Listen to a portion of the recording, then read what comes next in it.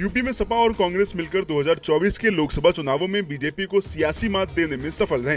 वहीं अब बारी यूपी में होने वाले 10 विधानसभा सीटों के उपचुनावों की है, जिसमें 9 सीटें विधायकों के लोकसभा सांसद चुने जाने के चलते खाली हुई है, तो वहीं कानपुर की सीसामऊ सीट विधायक इरफान सोलंकी की सदस्यता जाने से रिक्त हुई है।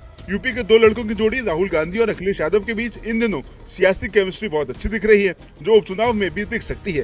कांग्रेस ने पश्चिमी यूपी के साथ साथ पूर्वांचल के इलाकों की सीटों पर भी उपचुनाव लड़ने का प्लान बनाया है, लेकिन अब सवाल उठता है कि क्या सपा इस पर रजामंद होगी। वहीं यूपी की जिन 10 सीटों पर उपचुनाव होने हैं, उनमें करहल, मीरापुर, खैर, फूलपुर, मझवा, कुंदरकी, गाजियाबाद, मिल्कीपुर और सीसामऊ सीट शामिल हैं। इनमें से 5 विधानसभा सीटें सपा के कोटे से खाली हुई हैं, तो वहीं 3 सीटें बीजेपी की रिक्त हुई हैं। इसके अलावा 1 सीट आरएलडी और 1 सीट निषाद पार्टी की है। इसी के साथ ये उपचुनाव एनडीए और इंडिया गठबंधन दोनों के लिए काफी अहमियत रखता है। ऐसे में दोनों ही गठबंधन एक दूसरे की सीटें कब्जा करने की कोशिश में है, लेकिन उससे पहले सीट बंटवारा भी कम अहम नहीं है।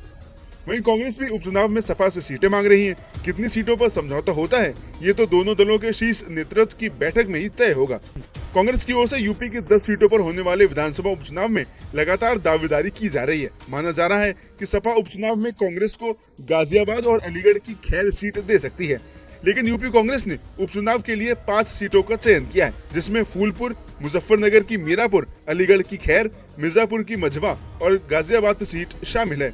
वही एक कांग्रेस नेता ने नाम न सार्वजनिक करने की शर्त पर कहा है कि सपा की 2022 में जीती हुई विधानसभा सीटों पर हम दावा नहीं कर रहे हैं, बल्कि बीजेपी और एनडीए के कब्जे वाली सीटों पर दावेदारी कर रहे हैं। कांग्रेस नेता ने साफ कहा, गाजियाबाद सीट को हम नहीं लेंगे। पश्चिमी यूपी में मीरापुर और खैर सीट पर उपचुनाव लड़ने की तैयारी पार्टी कर रही है। पूर्वांचल की फूलपुर और मझवा सीट को लेकर कांग्रेस ने प्लानिंग कर ली है। कांग्रेस पूर्वांचल और पश्चिमी दोनों ही इलाकों की सीटों पर उपचुनाव लड़ने की रणनीति बना रही है।